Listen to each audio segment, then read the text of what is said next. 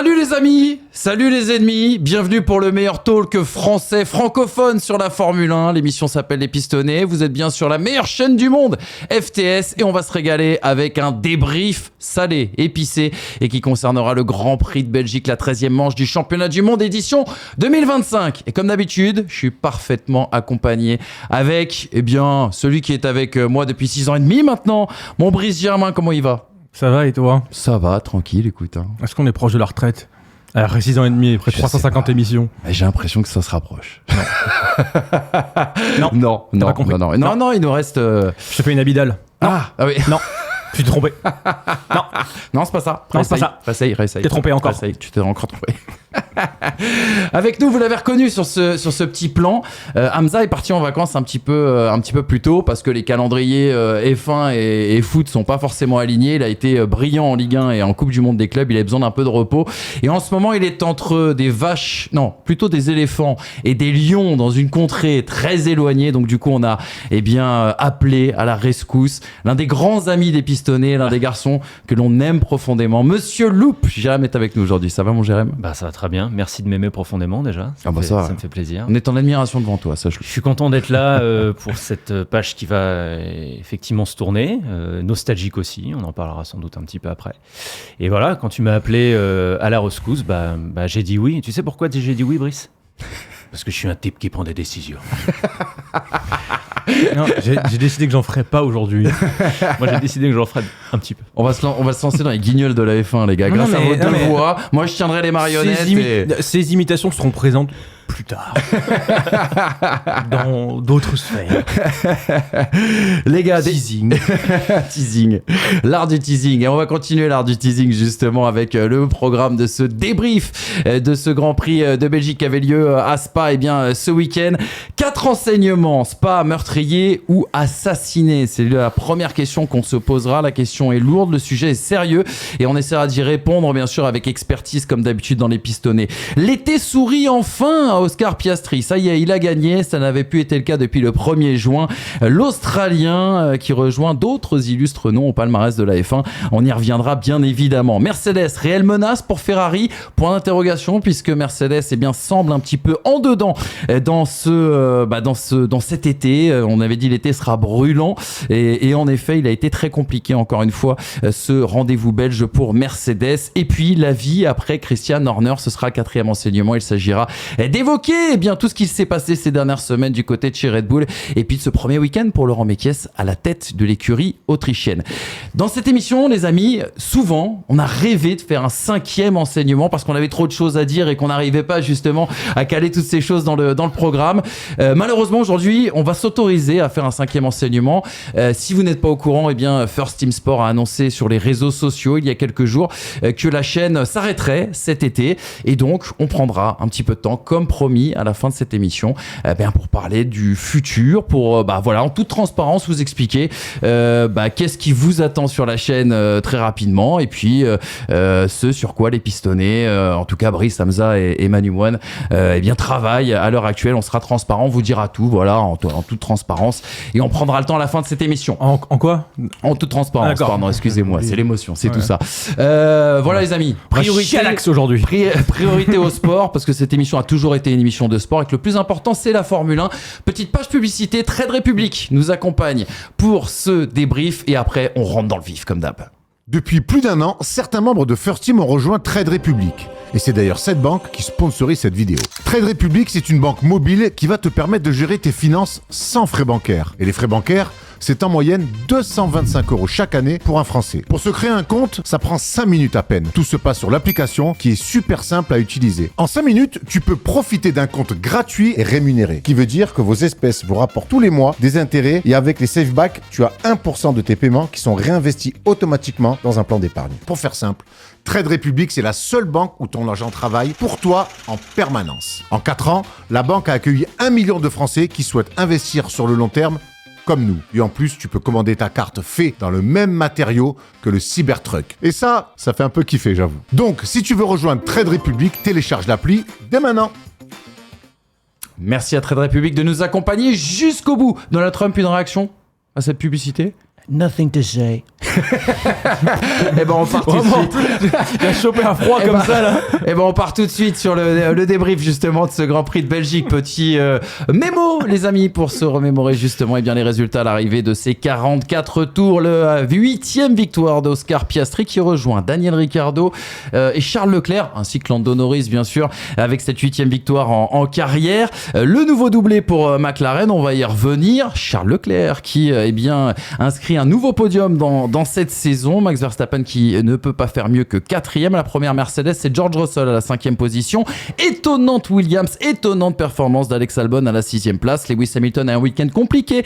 Il termine 7e. Liam Lawson 8e. Gabriel Bortoleto 9e. Encore des points pour Sauber. Et puis Pierre Gasly, Cocorico, bravo à notre Français. Ils n'ont pas été en veine ni en verve lors de ce Grand Prix de Belgique, nos Français, mais Pierre Gasly à la défense pendant de nombreux tours et qui finalement va chercher un point très important pour Alpine. Bravo à lui. On fonce tout de suite les gars sur ce qui est le premier sujet, le premier enseignement. On va parler de Spa-Francorchamps, on va parler de pluie, on va parler de protocole, on va parler aussi, vous allez le voir, eh bien, de ce que Brice aime appeler la dictature de la pensée unique. Déjà, le premier fait marquant de ce week-end les gars, c'est le départ reporté en raison de la pluie. 1h20 d'attente avant de voir justement ces voitures s'élancer. Elles se sont élancées bien sûr piste humide, mais il n'a pas plu. Heureusement, on a pu aller au bout de ce Grand Prix. Est-ce qu'il y a d'ailleurs une jurisprudence Spa-Francorchamps suite bien sûr au drame, celui d'Antoine Hubert, celui de Dilano Vanthof, pardon.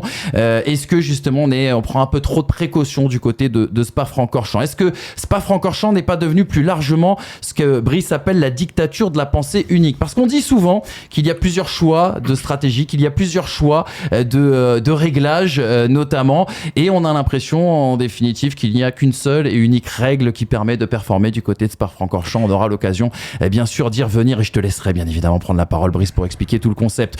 Et puis 3 questions bien sûr à se poser. Faut-il prendre autant de précautions que celles qui ont été prises hier? Peut-on encore courir sous la pluie à Spa-Francorchamps?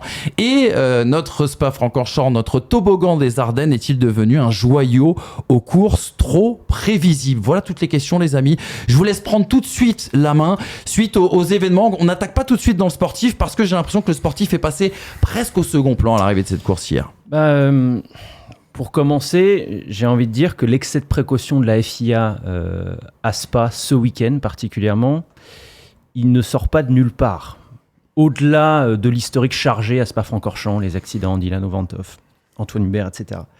Ça vient pas de nulle part, cet excès de précaution, notamment sous la pluie. Je rappelle qu'il y a eu un briefing d'avant-course avec les pilotes ce week-end. Et une bonne partie de ces pilotes s'étaient plaints de la gestion de course du week-end à Silverstone, donc il y a 3 semaines, où beaucoup avaient estimé en gros que au lieu de faire des tours derrière la safety car, il aurait mieux fallu interrompre la course et repartir après. Et que donc, ça a influencé de toute façon la direction de course. Ça, c'est le premier point. Le deuxième point, Mario Isola, donc le directeur de Pirelli, a donné plusieurs interviews, notamment samedi et dimanche matin, en disant on va prendre aucun risque. Franchement, on va prendre aucun risque. On n'a pas envie de ça. On n'est pas sûr au niveau de la technologie du pneumatique Pirelli pluie comme intermédiaire que ça soutienne véritablement une course dans ces conditions à Spa. Et puis on rappelle aussi que la course de F3 a été annulée dimanche. Tout à fait. Donc effectivement, ça sort pas de nulle part. Moi, ce que j'ai vu derrière, c'est beaucoup de commentaires qui déplorent les conséquences, mais qui déplorent pas forcément les causes de ça. J'ai pas envie, si tu veux, forcément de blâmer la direction de course pour le retard pris. J'ai même pas forcément envie de la blâmer pour les tours de safety car qui se sont avérés inutiles, effectivement. J'ai envie de blâmer, au contraire, la façon dont ont été conçus les monoplaces actuelles, la génération de monoplaces actuelles, trop grosses, trop larges, avec l'effet de sol aussi qui joue un rôle fondamental parce que ça augmente drastiquement les projections d'eau. Et surtout, le pneumatique, pluie comme intermédiaire. Ça, c'est vraiment de la responsabilité de Pirelli et ça, c'est quelque chose sur lequel il faut vraiment travailler. Le pneumatique, c'est une technologie, il ne faut jamais l'oublier. C'est-à-dire que ça doit être testé, ça doit être éprouvé, ça doit être challengé et ça doit être innové. Or, la restriction des tests fait que tu roules très peu avec ces pneumatiques pluie et donc, à partir de ce moment-là, tu ne peux pas les faire évoluer et tu ne peux pas faire en sorte que tu puisses courir de manière sereine sous la pluie, au-delà de l'aspect spa qui joue beaucoup. Mais je reproche pas grand-chose, je t'avoue, à la direction de course. Surtout quand on sait que la quasi-totalité des pilotes n'a pas trouvé grand-chose à redire. Je dis la quasi-totalité. À une exception près. Une exception près, mais il avait des réglages pluie, donc après c'est un peu facile.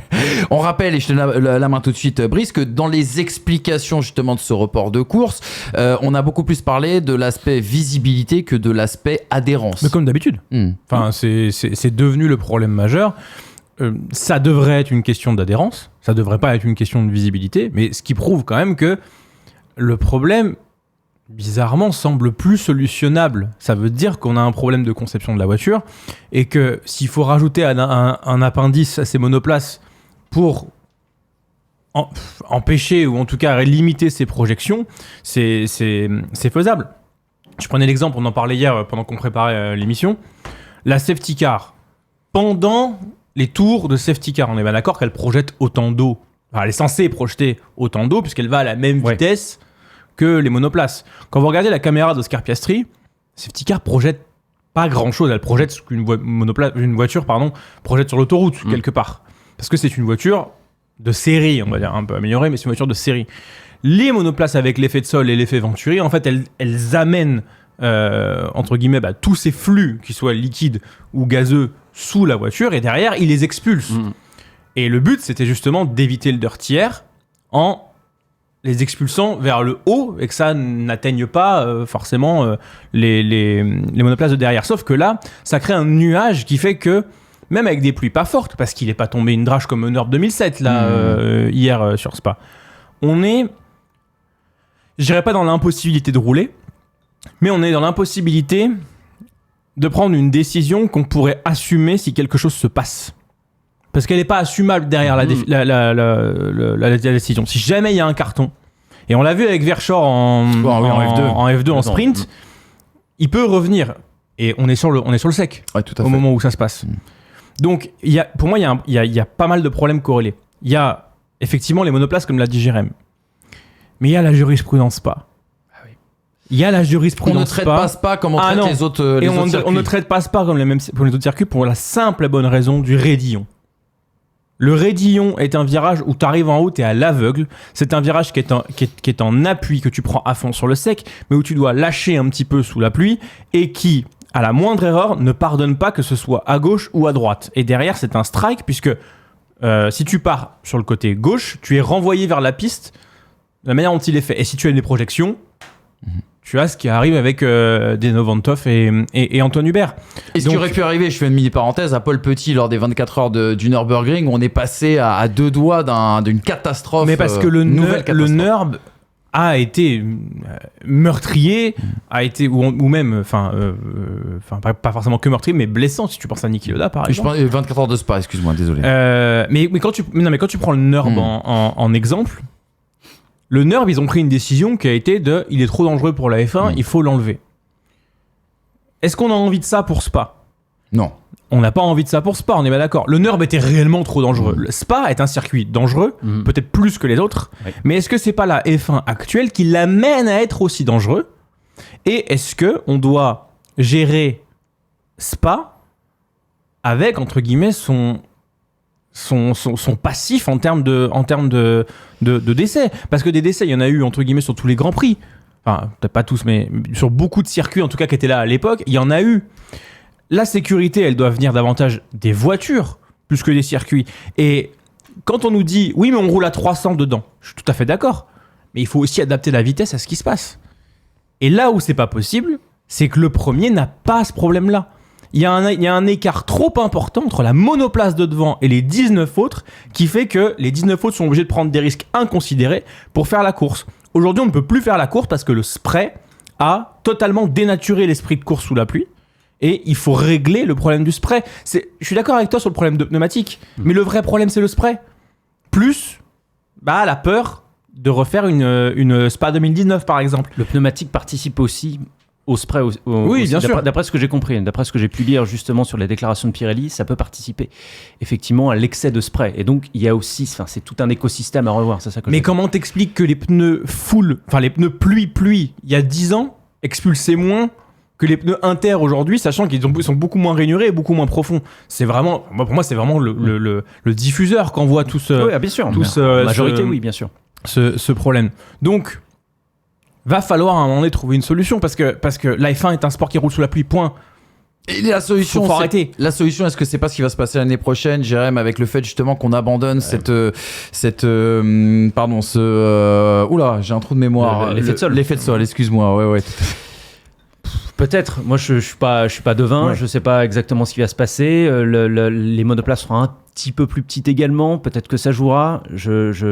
Honnêtement, j'en sais rien. C'est très très difficile de répondre à cette question. Malgré tout, je pense que la circonstance atténuante et l'historique de Spa jouera toujours en sa défaveur dans ce genre de conditions. Il y aura toujours un excès de ce qu'on peut estimer comme étant être un excès de précaution de la part de la direction de course.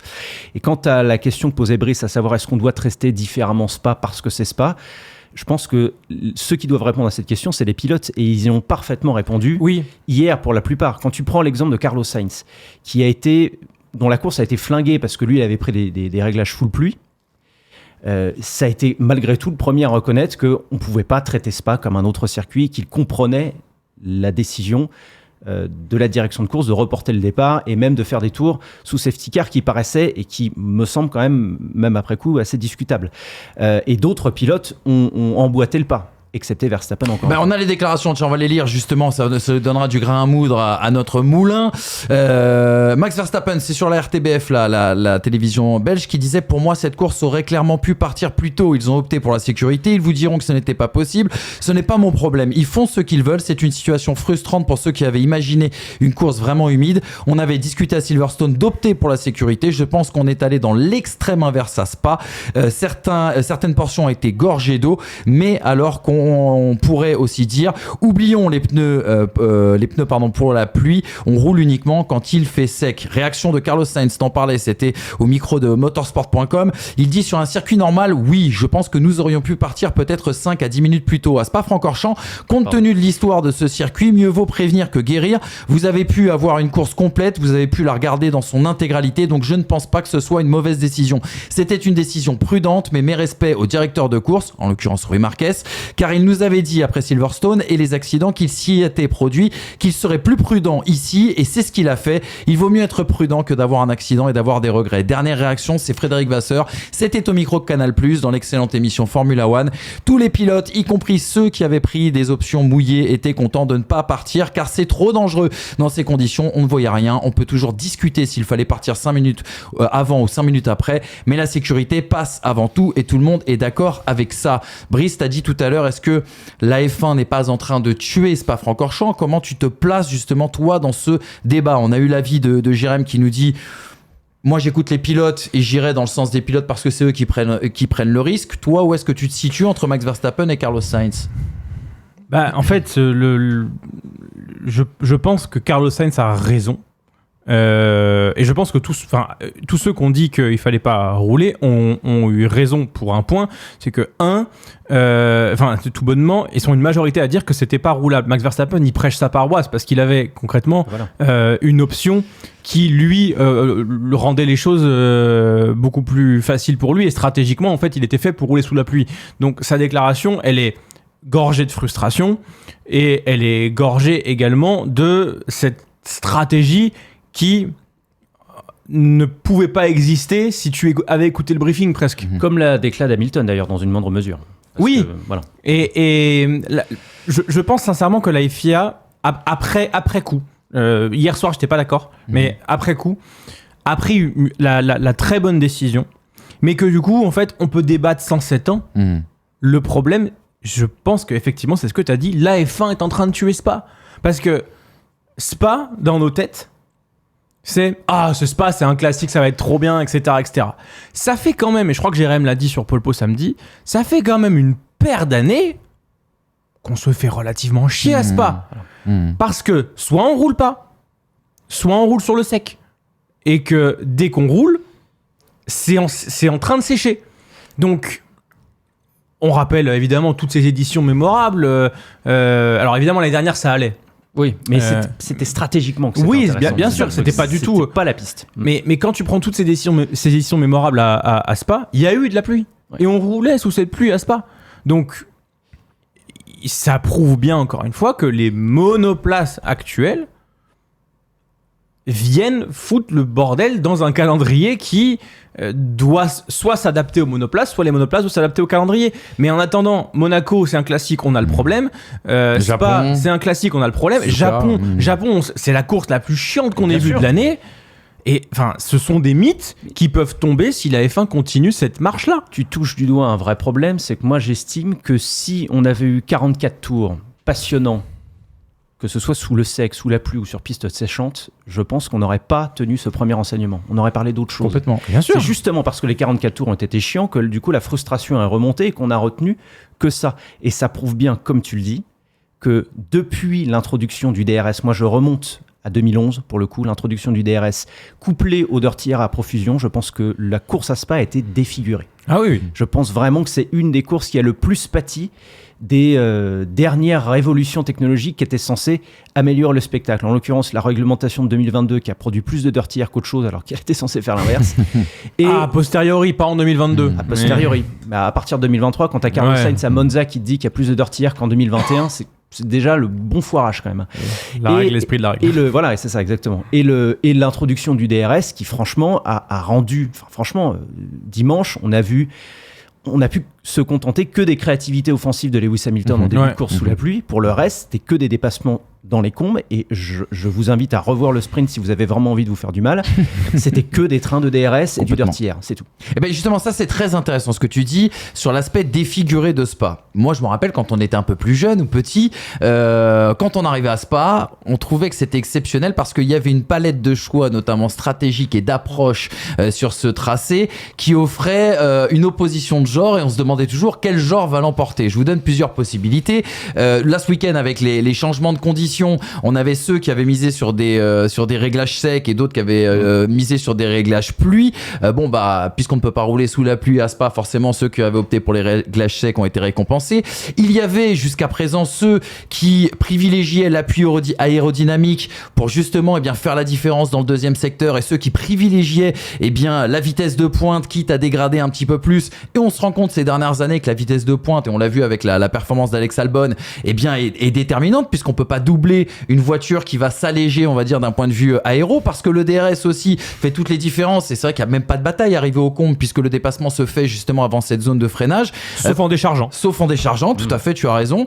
Brice, justement, en préparant cette émission, tu voulais parler et je trouvais le concept très intéressant, ce qui est devenu en fait presque la dictature de la pensée unique du côté de Spa. Tu n'as plus ces différentiels stratégiques, ces approches différentes. En fait, quand tu prends dans l'histoire, quand tu reprends ces paris de Michael Schumacher, ces 4 arrêts à Manicourt, quand tu prends des différences de réglage justement comme avaient pu faire les Williams qui avaient bloqué Esteban Ocon au Canada pour juste privilégier la ligne droite.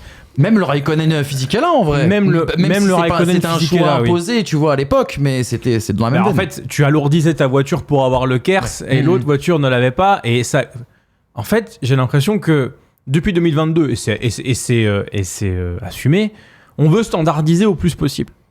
Ce qui est très bien, puisque du coup, c'est censé rapprocher les performances. Mais que ça ne limite pas la créativité dans le fait de faire un choix, surtout en physique.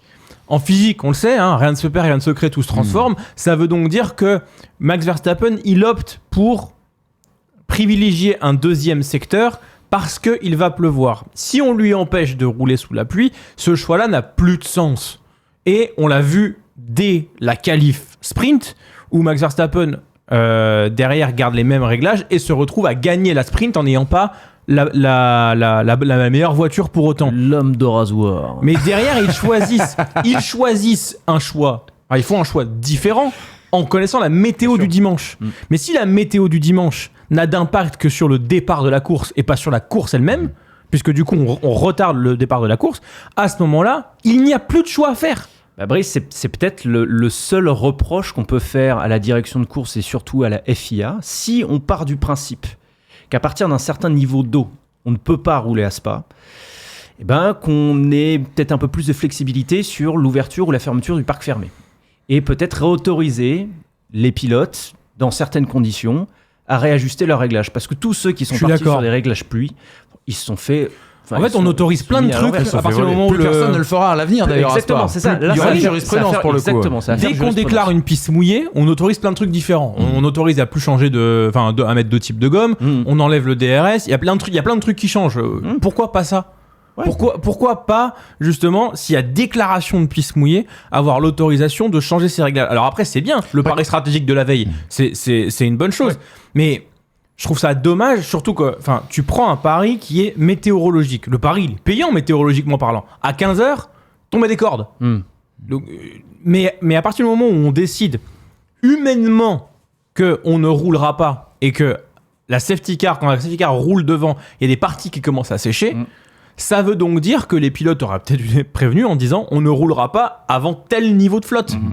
Et à partir de là, ça veut dire que ce réglage-là, même en amont, il est caduque. Et sachant, et juste dernière précision, sachant que sur ces histoires de visibilité, les gars, ça concerne vraisemblablement, de ce qu'ont dit les pilotes, une portion spécifique de ce tracé, c'est-à-dire Kemmel. C'est la pire. Exactement, Kemmel, où justement les projections étaient énormes, et ça c'est dû aussi à l'environnement à côté, beaucoup d'arbres, beaucoup d'ombre, beaucoup d'humidité. Enfin bon, bref, je suis pas météorologue ni physicien, mais en tout cas voilà, ceci explique cela aussi. Deux choses. Quand tu prends Spa 2008. Ça part. Oui, non, mais parce qu'on a la même nostalgie. Mais je sais. Mais, bah oui.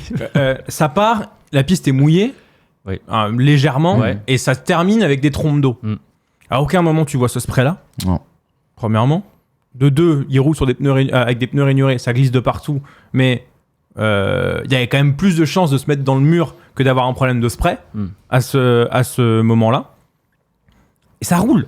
Et ça roule. Et c'est pas si vieux que ça. Ouais, mais c'est une autre époque. Tu prends, allez, remonte encore 10 ans avant, tu prends 98, il y a un spray monstre. Ah ouais, mais alors, et on arrête pas la course.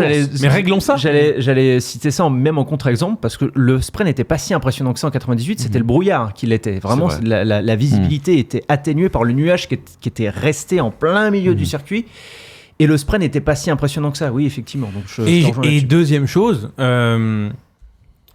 je suis désolé, mais quand t'es Spa-Francorchamps ou que t'es la Formule 1, pourquoi on ne tente pas un truc qu'on fait quand même très souvent quand il y a trop d'eau, à savoir passer la voiture balai là où c'est problématique. Pour le coup, on l'a vu. Mais bon, est-ce que... Mais plus que ça. Après, c'est toujours pareil. Mais après, c'est là où tu rentres dans des notions d'écologie. Par exemple, tu vois, aux États-Unis, ils prennent des moteurs d'avion pour sécher la piste de NASCAR pour que ça démarre. Impossible d'imaginer ça en Europe. Non, mais en fait, ou pareil, sinon tu fais comme en Chine pour les JO, c'est-à-dire que t'envoies des missiles dans le ciel pour faire péter un peu les nuages 2 semaines avant le Grand Prix. Comme ça, t'es sûr d'avoir le grand soleil. Mais du souffleur. I'm gonna bring some planes. It's gonna be fantastic. China.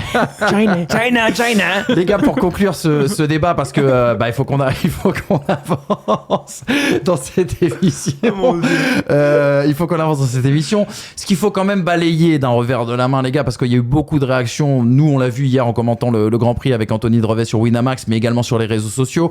Il faut pas que ça se transforme non plus dans un débat de vieux cons où les avis seraient de dire ouais, mais les pilotes ne prennent plus les risques que leurs aînés prenaient. Oui, mais les pilotes sont devenus fragiles. Oui, mais c'est devenu le tout aseptisé, parce que quand on écoute l'avis des pilotes à l'arrivée de cette course, quand on voit les caméras embarquées dans Kemmel justement sur ce premier tour de formation avant cette interruption d'1h20, je veux dire, il n'y a que eux désolé, je fais une Pascal Pro. Il n'y a que eux entre guillemets qui sont consentants, on va dire, pour prendre ce risque, et ce ne sont pas des clowns qui sont uniquement là pour nous divertir et nous amuser. Il n'y a que eux qui ont à donner une décision, et si 19 sur 20 disent que c'était pas roulable, j'imagine que Norris n'a pas forcément dit ça au vu de spray que lui il avait, mais lui il n'est même pas écouté puisqu'il est devant, donc c'est pas lui qu'il faut écouter, c'est les 18 et 19 de derrière. Je leur fais confiance et effectivement je me dis que c'était la bonne décision, mais si la bonne décision, si la fenêtre de la bonne décision elle en est là en termes de momentum, c'est ça le problème. C'est pas... J'en veux pas à Rui Marquez, j'en veux pas aux pilotes. Enfin, il faudrait être con pour en vouloir à des mecs qui mettent leur vie en jeu. Vis-à-vis de certaines réactions qu'on peut lire à gauche, à droite, qui sont pas dans l'esprit du sport. Il est quand même rare qu'on mange un mur à 300 à l'heure dans le canapé, si tu veux. Donc ces mecs-là, voilà. Donc c'est le côté, dans l'Oklahoma des tornades. Mais ce que j'ai pu voir sur les réseaux sociaux, le côté Massa Kubica 2007, on pouvait rouler avant. C'était mieux quand James Hunt il faisait des trucs dans son cockpit et qui consommait de l'alcool avant. Ce genre de truc, moi ça m'a gavé de voir ça, parce que je trouve qu'on est à côté de la plaque dans le débat. Ouais, t'as raison. Et surtout que Massa Kubica 2007, quand tu prends le truc, le problème est l'adhérence, pas le spray. Oui, exactement. En fait, ils sont en train de slider et ça rend la pluie Ça donne une pluie qui donne un exercice d'artiste. La pluie aujourd'hui, de par la conception des monoplaces, rend l'exercice suicidaire. C'est pas pareil. Exactement. Et on a envie de retrouver, je trouve, le côté artistique de la pluie. Là où la pluie fait des grosses différences, et c'est pas si loin que ça. 2016, c'est encore là. Ah, tout à fait. Tu vois, quand tu prends Interlagos, c'est encore là. Après, il y a une dernière chose, Manu. Je comprends pas pourquoi on arrête les voitures. Enfin, si, je comprends, parce qu'il faut éviter de perdre du temps de course. Mais plus tu arrêtes les voitures, plus tu rends la piste impraticable. Oui, bien sûr. Parce que aujourd'hui, C'est les aspirateurs, ces voitures. moi, c'est des Dyson. j'aimerais bien qu'on ait ces premiers tours en full wet et que ces full wet évacuent. Juste pour évacuer, pour pouvoir, au moment de l'arrêt de la pluie, avoir une tentative de départ et pas attendre autant de temps. À Silverstone, moi, je trouve que ça avait été bien géré, dans le sens où, si jamais tu poses le drapeau rouge, t'en as pour 1h30.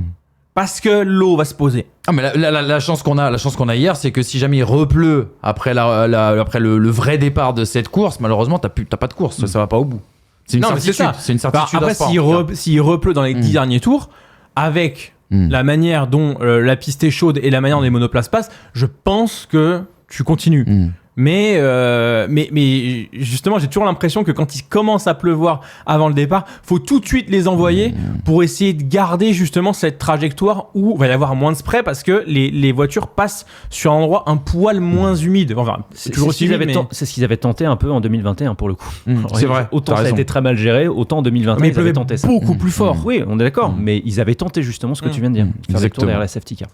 Voilà pour ce premier enseignement. Je pense qu'on a été très très complet. On va parler de sport, les gars, s'il vous plaît, avec des résultats et un doublé du côté de chez McLaren. C'est le deuxième enseignement. Ça y est, Piastri est de retour dans le game. Il n'avait pas tout à fait disparu, mais mine de rien, cette 8e victoire met fin à 2 mois de disette. On le rappelle, la dernière c'était du côté de l'Espagne, de la Catalogne, de Barcelone. Il y a maintenant 2 mois, le 1er juin dernier. Alors il a été surprenant, Oscar Piastri, parce qu'il était archi dominant, notamment sur la journée du vendredi. Puis samedi, patatras, il s'est fait battre par Lando Norris. On l'avait pas forcément vu venir. Il faut dire que Lando Norris a réalisé un tour de qualification absolument splendide. Et cette domination, on l'a retrouvée quand même en course. Le départ parfait d'Oscar Piastri, on le reverra en image parce que franchement, il y a quelques trucs à dire. La bravoure aussi, au combe, in fine, lorsqu'il est allé planter son attaque justement sur son coéquipier. Il faudra évoquer aussi la politique, les papaya rules, avec ses stratégies décalées pour essayer de garantir au maximum l'égalité des chances. On croirait presque un gouvernement Hollande, McLaren, depuis quelques semaines. Il y a eu Norris aussi qui a été un petit peu trop brouillon, qui a fait un petit peu trop d'erreurs. Ces blocages de roues à la source, cette sortie aussi à Pouhon, ces problèmes de batterie aussi qui ont touché les deux voitures au départ. Et puis à l'arrivée, il y a quand même un enseignement comptable, c'est que Piastri double son avance au championnat. Désormais, il compte 16 points d'avance. Oscar Piastri a-t-il inversé le momentum? Qu'est-ce que vous avez pensé un peu de ce week-end, les gars? Je suis pas d'accord avec ce côté inversement de momentum, parce que si tu prends les 12 dernières courses, tant que si tu mets juste l'Australie, le premier Grand Prix, c'est 11 podiums. Hein. Donc, dire... si tu prends Norris, ce sera pareil. Vu que la McLaren est archi dominante. Je crois pas. Hein. Si tu regardes, non, tu vois, 0 points au Canada. 4e en Arabie Saoudite, 6e à Bahreïn, non, c'est pas autant que ça, quoi. La seule diff, c'est que effectivement, si on parle de momentum, parce que justement la McLaren est archi dominante, le momentum doit du coup signifier une victoire et qu'une deuxième place est une défaite, j'imagine. Je pense que c'est ça que tu veux dire. Oui, c'est dans ce sens-là, bien sûr. Si on le voit comme ça, à Lando Norris, en tout cas. Oui. Dans le gain de points sur les 4-5 dernières courses. En tout cas, je dis pas qu'on était inquiet, mais depuis le début de la saison, il est plus régulier que Norris. Il est peut-être moins éclatant à certains moments que Norris peut l'être. Et d'ailleurs, je pense que hier, Norris avait plus de rythme que Piastri sur l'ensemble. Comme souvent. Oui, comme souvent.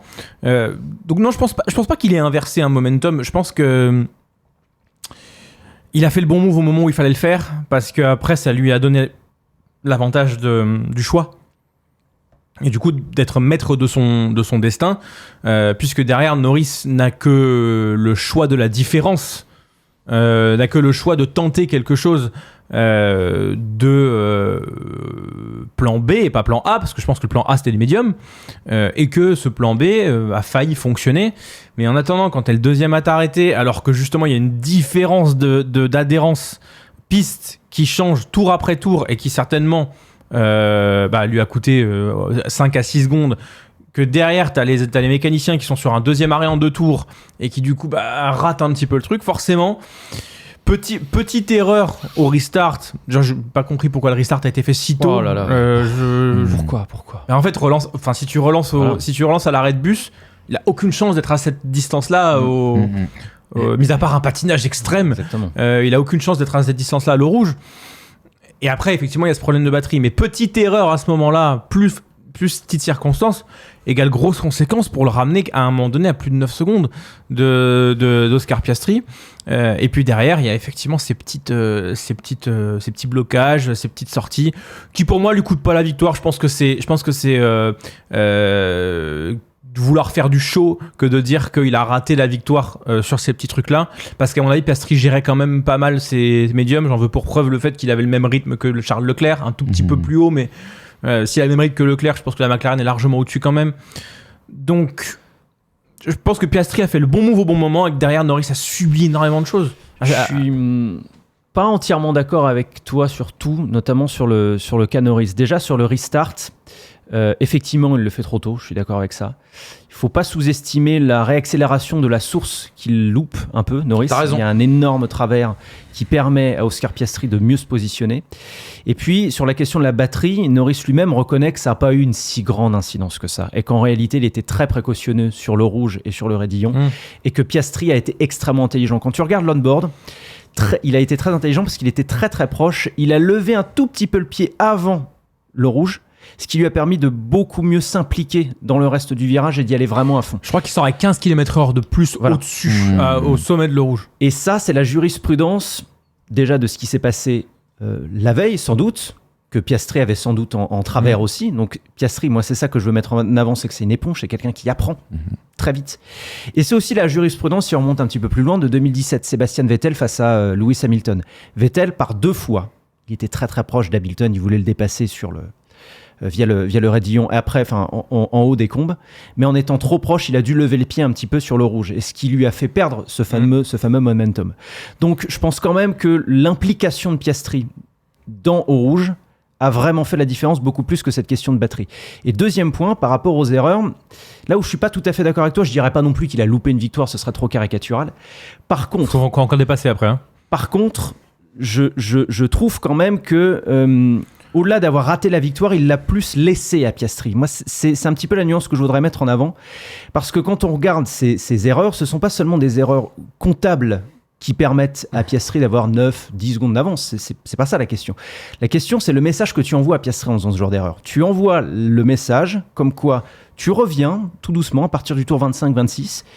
T'es à 7 secondes, puis ensuite, à la radio, à Piastri, on lui dit « Ah ben non, finalement, il a 10 secondes. » Donc là, Piastri, ça lui permet de se détendre un peu les jambes, tu vois. Il est plus tout à fait dans la même optique. Et surtout, ça lui permet de beaucoup mieux préserver ses pneumatiques, ou en tout cas, de préserver ses pneumatiques de manière plus sereine que ce qu'il aurait fait auparavant. J'entends que, de toute façon, le pneumatique médium aurait duré jusqu'au bout. En revanche, ça a mis Oscar Piastri dans une position extrêmement confortable, sans pression. Et c'est ça qu'on peut reprocher à Norris, c'est de ne pas avoir appliqué cette pression de manière constante. Ouais. Qu'il ait gagné, qu'il ait pu gagner ou pas. Là où je suis d'accord avec toi, c'est qu'effectivement, à l'avenir, Oscar Piastri peut se dire, sur un choix stratégique qui paraît 50-50, je vais privilégier celui de la track position.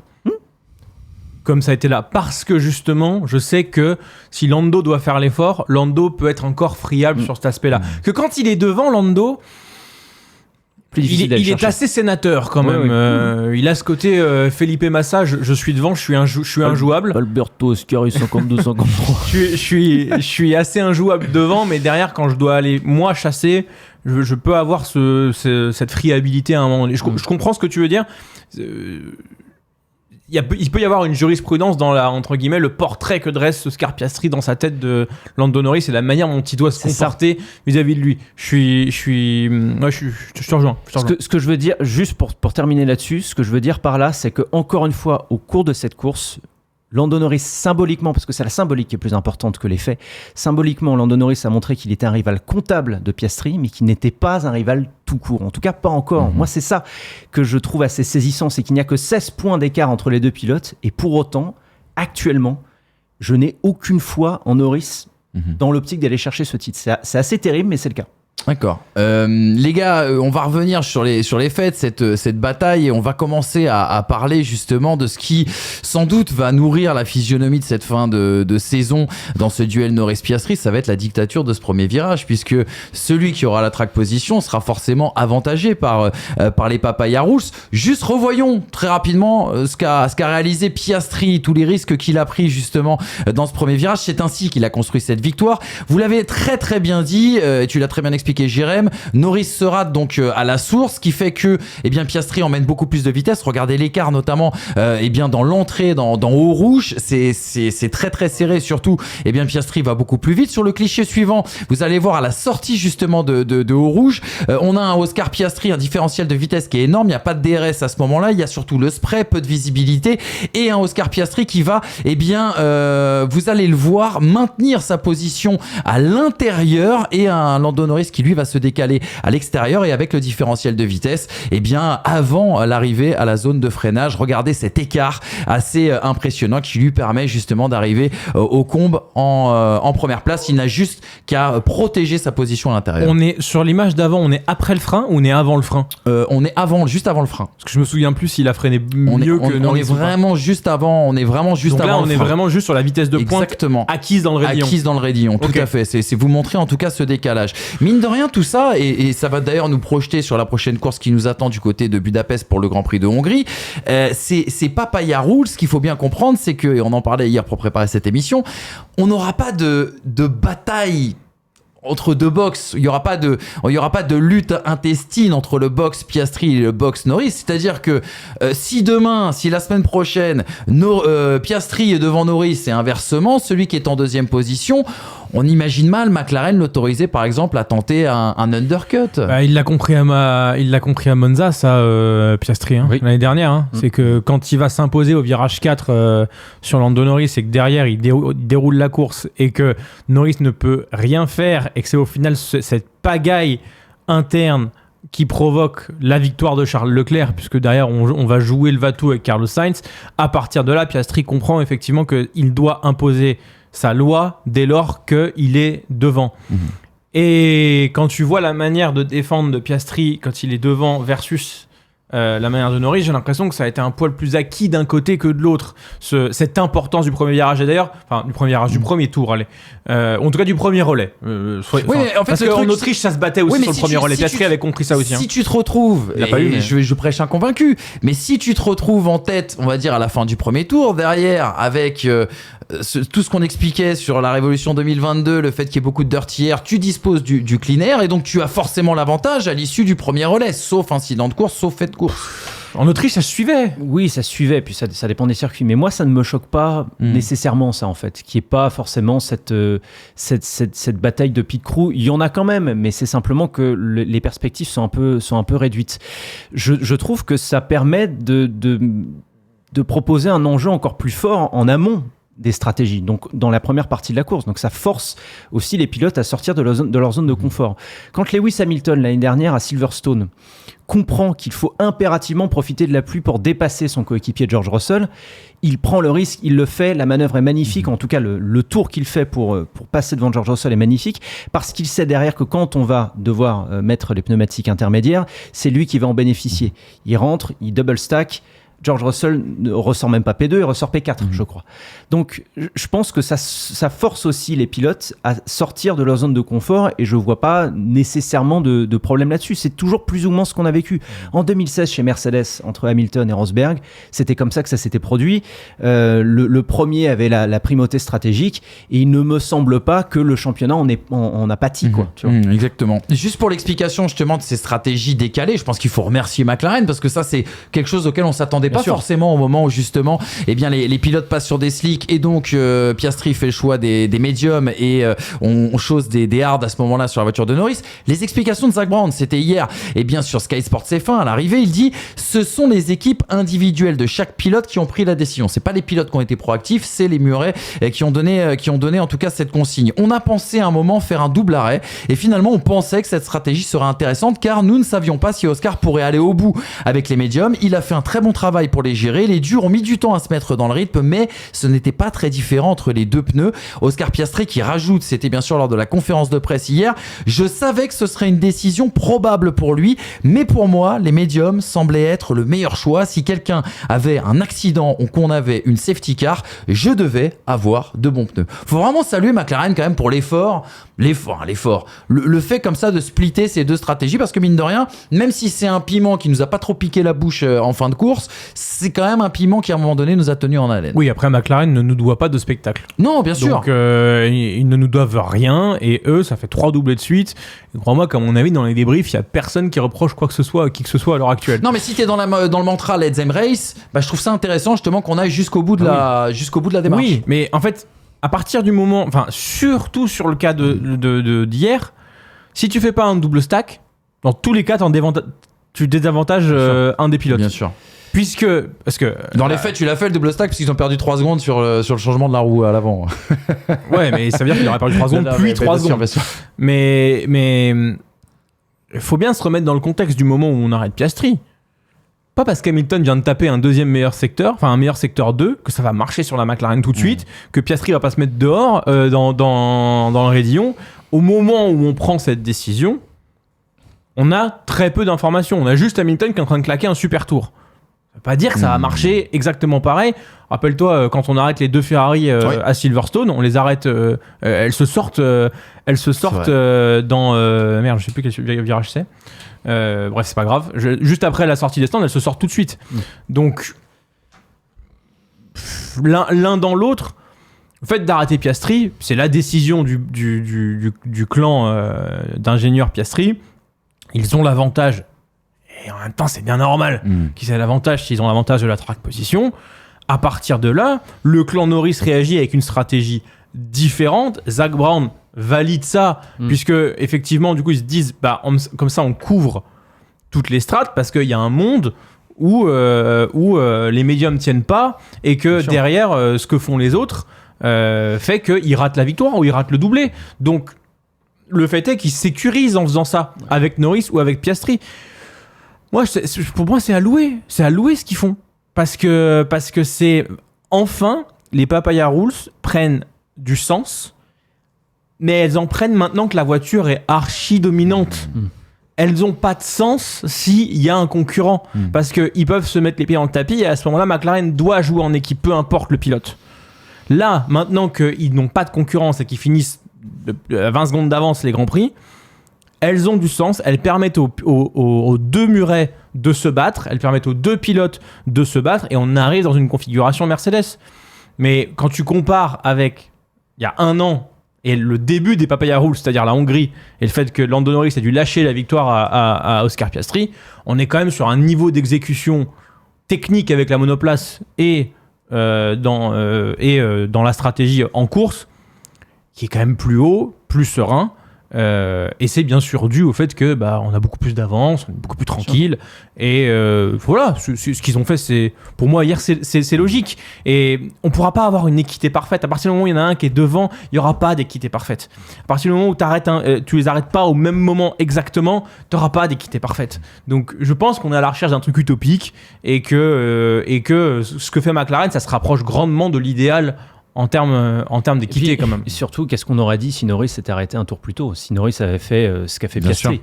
On aurait été en train de débattre sur ce plateau de pourquoi on a favorisé Norris alors que c'était Piastri qui était devant, tu vois. Et est-ce qu'on lui aurait demandé de rendre comme en Hongrie, parce que ça aurait fait pareil. Exactement.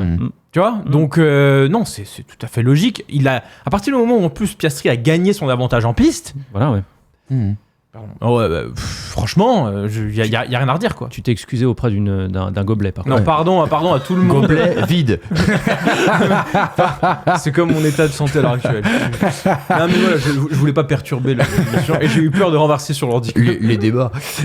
Juste une dernière réaction, celle de Lando Norris, ça va corroborer avec ce que tu disais concernant les petites erreurs de Lando Norris, mon cher Jérém. Lando Norris qui a dit à motorsport.com, c'était une bonne course, sinon j'ai eu ma chance, j'attaquais fort mais pas assez, j'ai bloqué les freins quelquefois dans le virage 1, je suis sorti à Pouhon et j'ai pris une grosse bosse, j'ai perdu quelques secondes là, quand j'essayais de gagner du temps, j'ai dû attaquer, je ne pouvais pas me détendre et quand on joue à la limite comme ça, on fait des erreurs. Je suis sûr qu'Oscar aussi a fait quelques erreurs, donc s'il avait fait une course parfaite, je n'aurais pas pu gagner aujourd'hui. Je vais donc revoir ma copie. Je ne sais pas si Oscar Piastri a fait des erreurs parce que j'avais les yeux rivés sur le live timing et j'ai pas eu de trou dans les écarts d'un coup qui serait passé de 9 secondes à 7 secondes.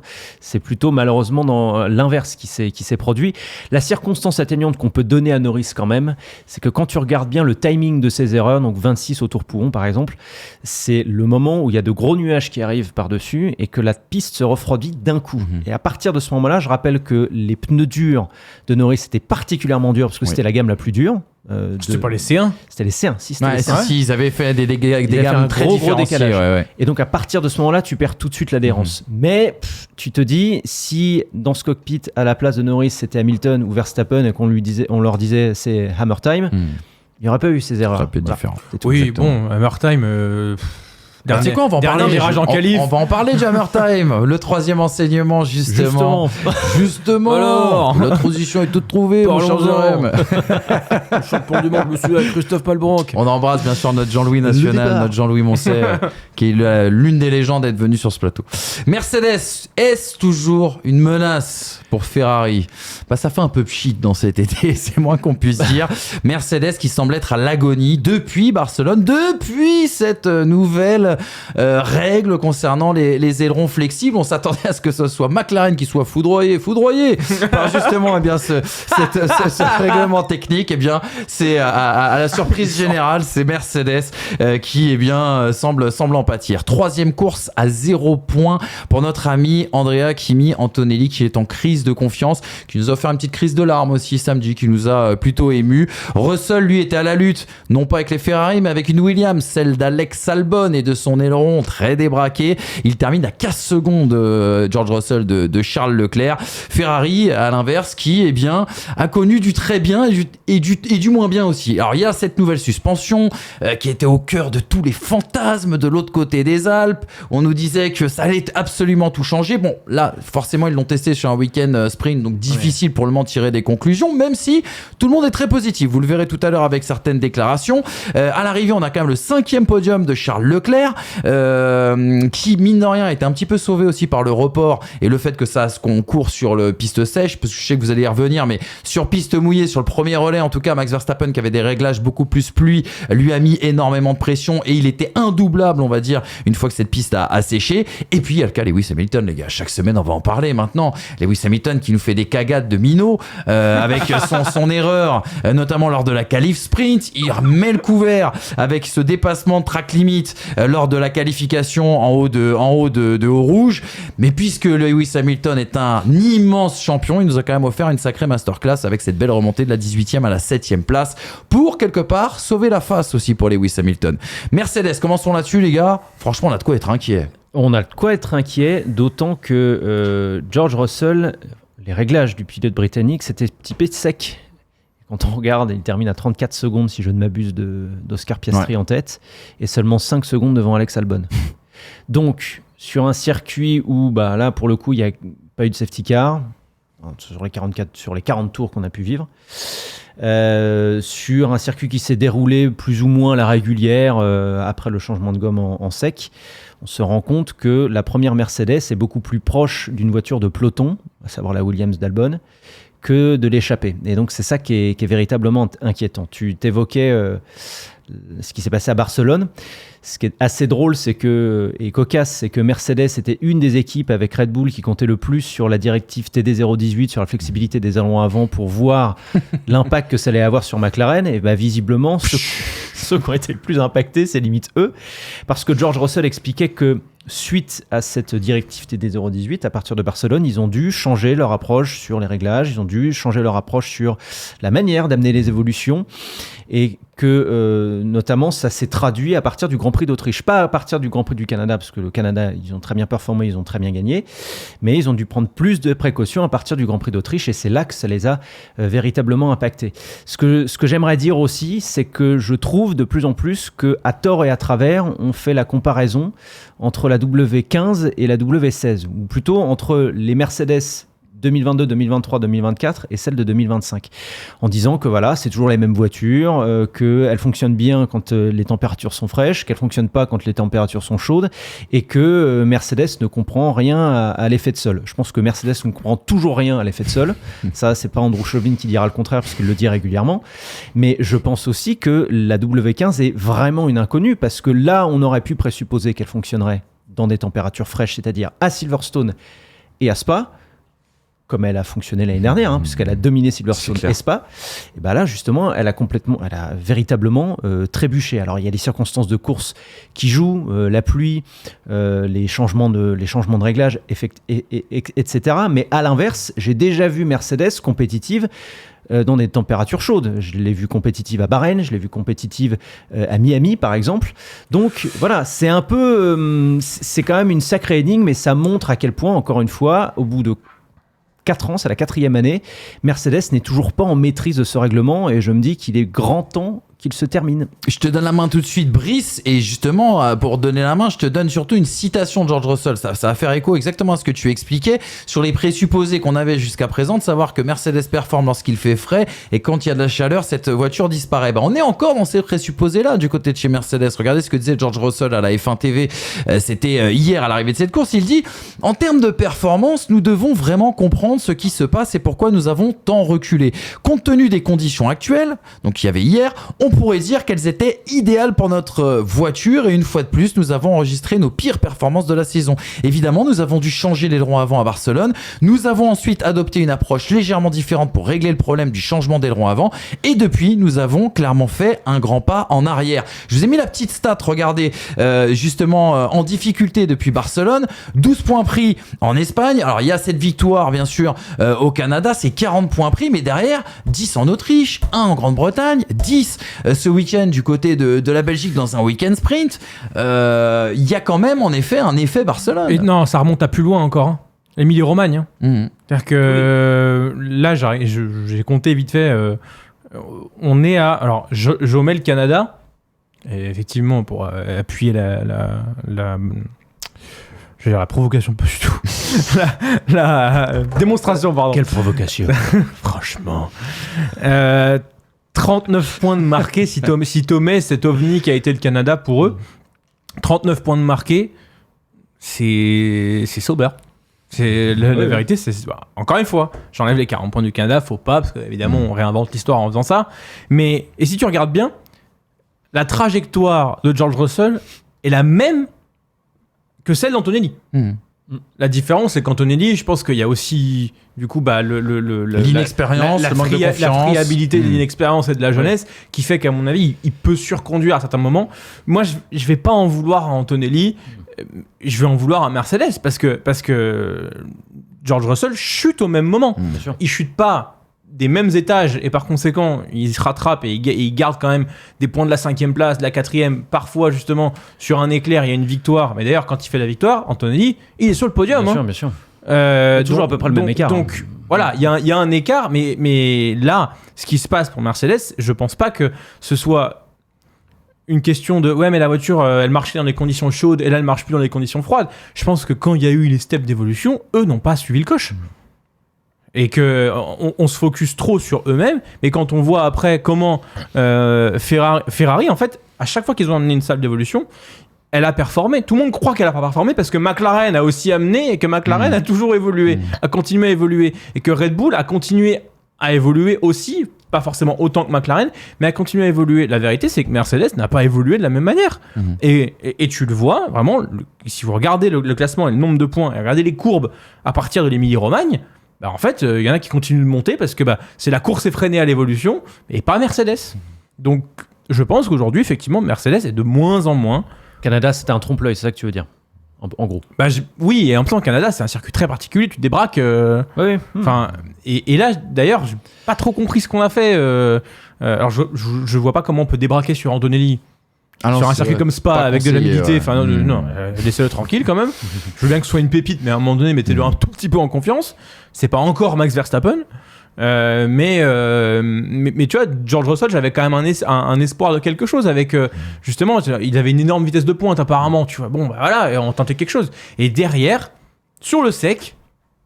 Rien, une absence de rythme total. Max Verstappen est quand même relativement bloqué derrière Charles Leclerc. Charles Leclerc fait une course de zinzin à être en slide tout le temps et à essayer de bloquer Max Verstappen parce qu'il faut quand même le faire. Mais même en ayant ce rythme un peu pourri entre Leclerc et Max Verstappen, enfin quand je dis pourri, c'est pourri par la bataille, Russell est fini 13 secondes derrière.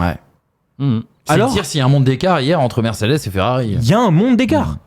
Et il peut s'estimer heureux qu'Hamilton partait loin. Exactement. Russell Oui. Ah bah pour moi si Hamilton il a l'aileron débraqué, bien sûr. Albon c'est terminé, Russell c'est terminé, il termine derrière Verstappen à mon avis. Mais encore une fois, est-ce qu'il aurait eu le même avantage quand il a plu? Est-ce qu'il aurait pu faire les mêmes manœuvres sous la pluie qu'il a pu faire, enfin sous la séchante qu'il a pu faire? Pas sûr. Mais oui, il y a un monde. Aujourd'hui, je trouve qu'il y a un monde d'écart. À voir sur d'autres circuits, mais ça fait quand même 6 grands prix que ça se termine. Tu parles d'Antonelli, une série de 3 courses sans points. Ouais. En fait, c'est une série de 7. C'est juste que tu as le podium au Canada. T'as le podium au Canada. Mais sinon, c'est 3 courses avant, podium au Canada, 3 courses après. Pour une Mercedes, 6 grands prix hors des points sur 7. Ça fait beaucoup trop. Ça fait 3 mots pour compléter. J'ajoute aussi la question de la fiabilité qui coûte cher à Mercedes aussi, particulièrement Antonelli. Et ça, on en parlait en Espagne il y a 2 jours. Ça, c'est quelque chose que j'ai du mal à m'expliquer. Pourquoi ce manque de fiabilité dans le bloc motorisation de Mercedes cette année, alors que ça n'avait pas forcément posé de problème les années précédentes. Williams aussi en souffre, au passage. Oui, c'est de la surchauffe. Et pas McLaren. C'est de la surchauffe parce que McLaren a un système de refroidissement qui d'ailleurs marche sur les pneus et sur le moteur, ce qui n'est pas le cas ni de Williams, ni d'Aston Martin, ni de Mercedes, l'écurie mère. Juste un mot les gars sur Andrea Kimi Antonelli avec cette citation. C'était samedi après les qualifications lorsqu'il s'est présenté bien au carré, vous savez, l'endroit où la zone mixte, on va dire, de la Formule 1, là où les pilotes s'expriment auprès des médias du monde entier.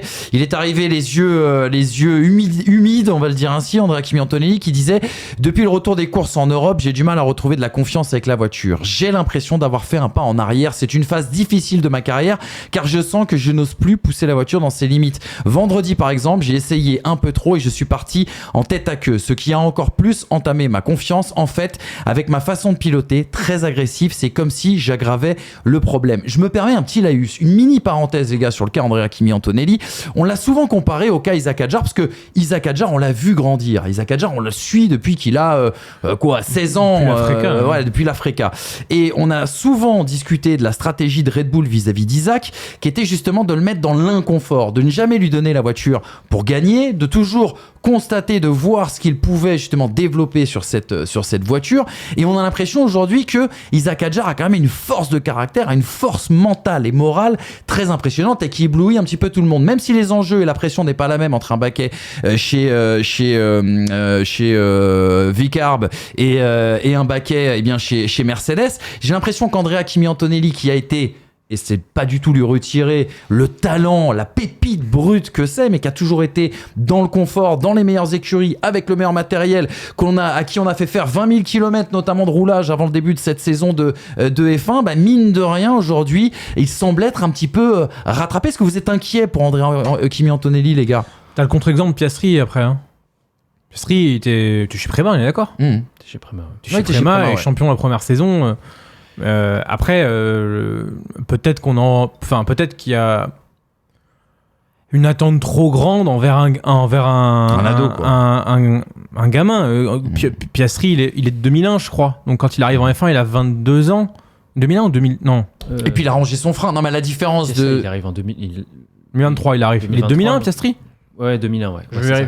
vérifie. À la différence d'Antonelli, Piastri, il a dû aussi ronger son frein pendant une année, à rester mais sur une le côté. année Bien sûr. Une année, c'est pas. Ouais, enfin, en attendant, Andrea Kimi Antonelli faisait 20 000 bornes en 6 mois, tu vois. Non mais je suis bien d'accord, mais entre faire 20 000 bornes à Silverstone avec 0 personne dans le public et 0 voiture Bien sur sûr. la piste. Ah, bien sûr. Mais Et, c'est là justement. Ah bah oui, oui. C'est ça dont je te parle. C'est pas tant le fait que ce soit le fils prodigue, c'est plus dans le côté où on a essayé de le mettre dans le confort au maximum, mais à un moment donné, rien ne remplace la compétition et la course. Ah, mais- Et la manière avec laquelle tu as façonné ses cerveaux. Mon- C'est le Helmut Lap, c'est la fameuse anecdote du Helmut Lap de Isaac Bah Hadjar oui, sur oui. ce plateau. Mon père dirait si je t'aide trop, je t'enlève tes anticorps. Non, mais c'est. une bonne façon pour éviter de faire quelque chose. Mais T'es le fils d'Helmut Marko, du coup. pas loin. Je me rends compte. Merde. Non, mais je pense que ce que tu dis est vrai. Après, je pense aussi qu'il y a une réaction naturelle quand tu es en difficulté comme ça, quand tu te prends la pression, parce que tu arrives chez Mercedes direct. Il y a une et Charles Leclerc, il a mis du temps à régler ça. Hein. C'est une volonté naturelle de surpiloter. Lui, Hein Passé composé, t'es gentil. Non, moi. Ah, attention, on sait que vous détestez Leclerc, mon cher ami.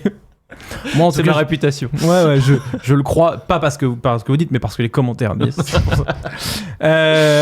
Non, mais je pense que Andrea Kimi Antonelli, il a un style de pilotage. Alors, c'est régal à voir. Sincèrement, c'est régal à voir, mais je suis pas sûr qu'avec ces F1-là, ce soit efficace. Très agressif, c'est ça que tu Oui. veux dire. En qualif, je pense qu'il le paye. Je pense que vraiment, il le paye de piloter comme ça. Et d'ailleurs, tu le vois, enfin, tu vois, c'est pas une époque où un Fernando Alonso, qui a à peu près le même genre de pilotage, est à son prime. Tu vois, c'est des pilotages coulés qui amènent les pilotes à leur prime. Andrea Kimi Antonelli, il a fait ses armes comme ça, il est impressionnant comme ça, et de visu et sur les datas, c'est, je pense, un des pilotes les plus rapides qu'on ait vu sur les 5 dernières années qui arrivent en F1. Le truc, c'est qu'il y a une différence entre cette théorie-là et l'applicabilité de cette théorie sur la durée d'une course, à manager un train DRS, à manager des gommes pour pouvoir peut-être les emmener plus loin, etc., à faire des jeux d'équipe et surtout à subir le jeu d'équipe des autres. Et quand du coup tu te retrouves à avoir ces problèmes-là, plus la fiabilité, plus une voiture qui va en deçà de ses performances de début d'année, bah tu te retrouves à avoir des coups d'éclat où tu te dis putain ce mec est incroyable, mais sur la régularité d'une saison, ça peut manquer. Alors encore une fois, on est au 13e Grand Prix de sa carrière, il est absolument pas possible de tirer sur l'ambulance à l'heure Bien actuelle, sûr. mais la manière dont est en train de sous-performer Mercedes, Antonelli avec ses 18 ans tout frais, même pas d'ailleurs. Si, Tout frais de cet été. Oui, Même. il va avoir 19 ans. Moi, je trouve ça normal qu'il subisse plus que George Russell la différence, parce qu'il va essayer de la compenser, ce qui est naturel. Très rapidement, oui, il le paye surtout en course, mais également en qualif, ce style de pilotage. C'est surtout sur les virages lents qu'il est très bon, et sur les virages rapides, c'est très très compliqué avec ces monoplaces-là. Je trouve au-delà de ça que Antonelli paye plusieurs choses. Bon, déjà, succéder à Lewis Hamilton, Oui. c'est Il y a quand un même poids. symboliquement un poids dont il faut se délester. Deuxième C'est chose, pas Russell qui il- succède. Deuxièmement, il est en confrontation directe avec George Russell, qui pour moi fait l'une des saisons de sa vie. Franchement, ce qu'il fait encore ce week-end avec la voiture qu'il a, c'est assez extraordinaire à mon humble avis, parce que je suis même pas sûr qu'elle méritait la P5 en réalité. Et puis le troisième aspect, il faut pas oublier non plus que là c'est en train un petit peu de s'étouffer maintenant les négociations avec Verstappen, mais il faut pas oublier quand même qu'on sort d'une période où qu'on est encore plus ou moins dans une période de négociation avec un autre pilote, et que la tête d'Antonelli pouvait potentiellement être mise à prix. Donc ça n'a pas été même médiatiquement, ça n'a pas été une phase très sereine pour Antonelli, et donc du coup tu peux pas aborder tes week-ends de manière aussi franche et de manière aussi calme que pourra le faire d'autres pilotes plus expérimentés en fait. T'insinues qu'il a la trouille de se retrouver chez Alpine l'année prochaine. Non, c'est pas ce que j'insinue. Je pense qu'il va rester. C'est une blague. Mais tu vois ce que je veux dire. Bien sûr, bien sûr, La bien sérénité sûr. ne peut pas être la même. Bien sûr, exactement. Dernier enseignement, les gars. Enfin, avant-dernier enseignement. Pas de Ferrari du coup. Si, mais on manque de temps. Ça fait déjà 1 heure qu'on a commencé cette émission et il nous reste encore des choses à voir. Mais vas-y, j'ai un petit mot si tu veux. Non, je trouve que ils sont en fait dans une course constante derrière un lièvre qui est difficile à rattraper parce qu'ils sont tellement sur les bonnes bases, McLaren, que c'est compliqué. Néanmoins, je trouve quand même que pour un week-end sprint avec une évolution, Leclerc a fait un week-end très solide. Que Hamilton sur sa résilience du dimanche, alors il est bien aidé par le call, mais fallait le faire, fallait le tenter. C'est le seul qui a doublé dans le deuxième secteur d'ailleurs. Ouais, et puis Stavelot, c'était magnifique. Ouais, vraiment, c'était une belle course. J'ai le regret de pas les avoir vus en position, entre guillemets, en formation sur la grille. Tous les deux pour voir ce que ça aurait pu donner, mais sincèrement, c'est quand même l'écurie qui nous assure Enfin, on les taille depuis le début de saison parce qu'effectivement, il y a tellement d'attentes que t'as l'impression que 3e ou 4e, c'est pas bon. Mais en attendant, ils sont solidement 2e quand même. Hein. Alors, solidement. Très rapidement, oui, je suis plutôt satisfait du dimanche des 2 pilotes, notamment. Leclerc fait une prestation extrêmement solide après avoir trébuché dans des conditions plus extrêmes quand même à Silverstone. Donc c'était quand même bien pour sa confiance qu'il redore un petit peu son blason là-dessus. Je suis un petit peu frustré parce que les évolutions apportées par la Scuderia, que ce soit cette évolution de plancher à Silverstone et en Autriche, plus la suspension arrière, on ne peut pas vraiment voir la quintessence parce qu'on n'est pas sur des conditions très régulières. Moi, j'attends de voir ce qui va se passer en Hongrie, voir à quel niveau sera la Scuderia Ferrari. C'est des virages lents. Hein. C'est des virages lents, donc ça peut-être pas forcément les avantager, mais c'est quand même une piste un peu bosselée. Ça peut être intéressant quand même. Donc voir vraiment où la Scuderia se situe. Et sur le reste de ton avis sur Ferrari, je suis un peu moins optimiste parce que je trouve quand même que ils sont pas là où ils devraient être, mais ça on a expliqué en long, en large et en travers pourquoi ils n'y étaient pas, et je trouve aussi que les pilotes dans l'ensemble de la saison ne sont pas où ils devraient être.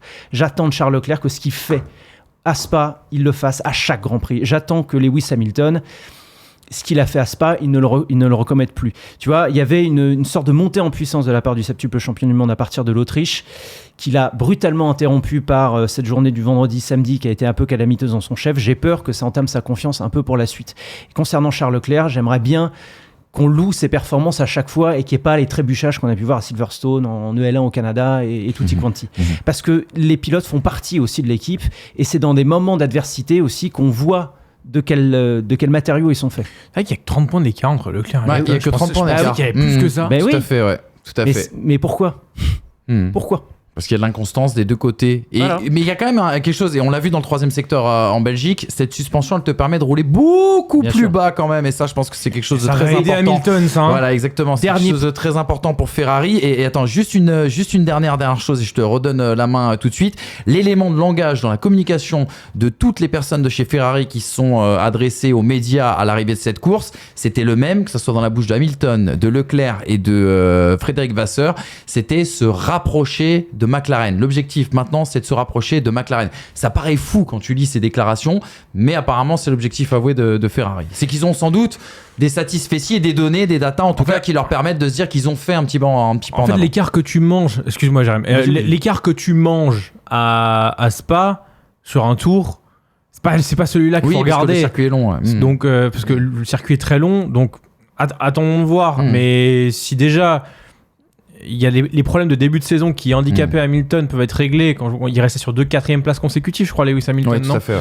Bon, tu vois, là tu règles un problème, t'as qu'une sprint, t'es sur un week-end sprint avec 3 séances d'essai en Hongrie. Il y a quand même moyen que la deuxième partie de saison, mais comme 2023, comme 2024 pour Ferrari, soit un peu plus rose. Maintenant, l'avance de McLaren, c'est pas l'avance qu'avait ni Red Bull ni McLaren en 2024. En 15 secondes, dernier point qui est très intéressant, je trouve, c'est que c'est une voiture qui est beaucoup plus conduisible sous la pluie. Là, franchement, on a vu le jour et la nuit entre Silverstone et Spa. On l'a vu avec cette première moitié de course, en tout cas ce premier quart de course de Lewis Hamilton qui remonte évidemment aidé par ses réglages, et aussi la première partie de course de Charles Leclerc qui retient magistralement Verstappen alors qu'il n'avait pas les réglages typés pluie. Ce qui montre aussi, au-delà de la qualité des pilotes, que cette Ferrari a trouvé quelque chose dans ces conditions par rapport à Silverstone. Exactement. 4e enseignement, Red Bull les gars. Il se passe beaucoup de choses dans la galaxie Red Bull depuis notre dernière émission. D'ailleurs, merci Christian Horner de nous avoir flingué le dernier mag que l'on a proposé où on parlait du transfert, l'éventuel de départ de Max Verstappen chez Mercedes et patatras 15 minutes après la sortie de l'émission. Qu'est-ce qui se passe? Christian Horner part au bout de 20 ans de règne au sein de l'écurie Red Bull. Une éviction surprise entourée de mystères. C'est pour ça que ce sera compliqué aussi également de commenter tout ça. Un nouvel organigramme avec notamment la présence de cet homme à droite, monsieur Laurent Mekies, un Français qui va diriger cette écurie. Un nouveau discours aussi, parce que avant l'éviction de Christian Horner, même Helmut Marko nous disait que Max Verstappen n'avait plus aucune chance de jouer le titre et on a senti un changement de braquet dans la communication depuis ces réajustements en interne. On rappelle que Red Bull ramenait un nouveau package aussi du côté de Spa, des nouveautés aérodynamiques, notamment concernant l'aileron avant. Et puis, on a eu le droit à un Verstappen virevoltant en sprint, comme à chaque fois qu'il est virevoltant, à part se prosterner, il n'y a pas grand chose à dire. Lui qui a été aussi piégé le dimanche, bien sûr, avec le fait que avec ses réglages pluie, il est dû rouler sur le sec. Et puis, il faudra le noter parce que c'est un des faits marquants de ce week-end, Laurent Mekies, qui a été au secours de Tsunoda en lui donnant justement ce nouveau fond et en équilibrant un peu plus, on l'a compris à travers les différentes citations, les réglages sur les deux voitures. Ça a été sans réussite le dimanche pour Yuki Tsunoda qui pourtant a été parfait. La faute à une stratégie mal gérée de la part de Red Bull. La vie sans Christian Horner, qu'est-ce que ça vous inspire les gars? Parce que c'est difficile d'expliquer ce départ de Christian Horner. On peut l'expliquer à travers différentes hypothèses, plusieurs faits, mais il y a une chose qu'on n'arrive pas à expliquer, c'est le timing. Tu sais, c'est des décisions qui nous sont tellement opaques parce que c'est, comme l'a dit Marco, c'est Minslav, c'est l'actionnaire thaïlandais dont j'ai pas le nom, excusez-moi, par cœur, et Yuvidia. Yuvidia, ouais. Chalerme Yuvidia. Bravo. J'ai fait quelques petites conférences avec lui. Et c'est quoi? C'est le fils Matechitz, le gars? Ouais. Ouais. Donc c'est eux qui prennent la décision. Le timing, à mon avis, c'est un mélange de l'extra sportif de l'année dernière, plus du sportif de cette année, plus que Max Verstappen soit en discussion et en voyant en fait tous les problèmes structurels qui existent aujourd'hui, parce que les problèmes de Red Bull ne sont pas réglables avec un changement de plancher. Non, c'est une philosophie complète autour du projet de Red Bull en Formule 1. C'est-à-dire que quand tu regardes le nombre de points de Red Bull aujourd'hui au classement du championnat du monde, ils en ont 192, Max Verstappen en a 185, il y a un problème. Il y a un problème, basta. C'est pas Lawson, c'est pas Tsunoda, le problème, c'est la structure de Red Bull. Maintenant, est-ce que virer Horner, c'est suffisant pour la com? Certainement. Pour aller mieux, va falloir plus que ça. Parce que Christian Horner, en étant là depuis 20 ans, autant te dire qu'en fait, la maison lui appartenait et que par conséquent, il y a pondu des œufs et qu'il y a On peut afficher les stats d'ailleurs de la carrière en illustration, excuse-moi, de Christian Horner, mais extraordinaire. Il y a des enfants chez Red Bull. Il y a des gens acquis à sa cause, sachant qu'on sait qu'Helmut Marko n'est pas acquis à sa cause. Tu sais quand même qu'on est dans une phase de transition et que c'est pas l'arrivée de Laurent Mekies uniquement qui va relever la barre. Laurent Mekies, il peut faire que de l'exercice de communication, à se montrer sur la grille avec Yuki Tsunoda alors que Christian Horner ne le faisait jamais, il était toujours sur la grille avec Max Verstappen, à donner ses évolutions. Voilà, ça c'est des exercices de communication qui peuvent aider Tsunoda à mieux performer. Si la stratégie elle est mal réussie, elle est mal réussie, mais au-delà de ça, il y a quand même quelque chose de plus structurel. Et aujourd'hui, en fait, on sauve les meubles d'apparence pour programmer la restructuration. D'ailleurs, il suffit de voir la manière dont Laurent Mekies a été accueilli quand il est arrivé à Milton Keynes. C'était assez frais quand même. C'était assez frais parce qu'il montre encore qu'on a une équipe qui n'a pas forcément compris cette décision ou tout du moins qui ne l'a pas forcément intégrée. Je suis d'accord avec toi. Je trouve que Laurent Mekies fait face à la machine Red Bull en fait. Et que l'éviction d'Horner, c'est une pièce du puzzle qui a participé à la construction de cette écurie telle qu'on la connaît aujourd'hui, mais une seule. Il y a Helmut Marko, il y a le clan Verstappen, et je n'oublie pas, j'en avais parlé il n'y a pas très longtemps, je n'oublie pas Pierre Vacher qui est l'artisan numéro 1 de ces Red Bull, qui ont des fenêtres d'exploitation et de réglage extrêmement fines. et qui du coup sacrifie le deuxième pilote sur l'autel de la performance. C'est ça le problème aussi. Donc tant qu'il y a certains éléments dans l'organigramme, Laurent Mekies ne pourra pas tout faire. Et donc pour en prolonger sur le Grand Prix de Belgique, on a beaucoup fait le lien de cause à effet entre l'arrivée de Mekies et la bonne performance de Tsunoda. C'est beaucoup trop tôt pour le dire, effectivement. C'est pas la première Q3 de Tsunoda avec Red Bull depuis qu'il est arrivé, première chose. Et puis tout ça s'installe un petit peu dans le temps long. Donc je veux bien que médiatiquement et en termes de communication, Laurent Mekies ait fait un geste envers Tsunoda, ce qui a permis de faire croire un peu à tout le monde qu'en fait il s'intéressait aux deux pilotes. Maintenant, dans les faits, il va falloir attendre 4, 5, 6 Grands Prix, voir si effectivement il y a une tendance au rééquilibrage et à l'écoute profonde des deux pilotes qui permettrait à Yuki Tsunoda de s'exprimer un peu plus et un peu mieux que ce qu'il ne fait. Il y a quand même des faits, les gars, sur les choix qui ont été faits ce week-end. C'est-à-dire que les deux pilotes déjà avaient les mêmes réglages. Et on a vu un Yuki Tsunoda qui était un petit peu plus à l'aise. On aurait tendance à penser qu'on a peut-être un petit peu transigé sur les réglages de cette auto, concernant le tout Max Verstappen, c'est-à-dire cette fameuse sensibilité, cet avant qui s'inscrit parfaitement et cette sensibilité de l'arrière, vous pensez pas Je sais pas si tu peux tirer des conclusions à partir de ce week-end-là où les conditions étaient changeantes, où on a opté pour soit pour de la pluie, soit pour le sec. C'est pas un week-end assez régulier. Je pense que si en Hongrie on a des conditions sèches et qu'on se retrouve dans le même cas de figure, là peut-être qu'on pourra commencer à se dire c'est une coïncidence étrange, et après viendra peut-être la récurrence. Parce que moi je veux juste voir si ils font les mêmes constats tous les deux, Max Verstappen et Yuki Tsunoda. Quand t'entends Max Verstappen qui dit la voiture était incroyable, et quand on est Checo Pérez arriver et dire j'ai zéro grip, petit problème. Non, mais tu disais bien qu'il y avait justement un problème de style de pilotage qui fitait. Là au moins le seul avantage que je vois avec l'arrivée de Mekies, mais encore une fois c'est un contresens, quoi. Ça va être une voix vis-à-vis d'autres. C'est que il vient d'une écurie et il vient d'une philosophie où on était avec des jeunes pilotes, qu'il fallait les mettre en confiance, je pense qu'il a pu s'imprégner en 1 an et demi de l'esprit Toro Rosso AlphaTauri Racing Bull V-Carb, qui est de justement amener ces jeunes pilotes vers la confiance, vers la performance, etc.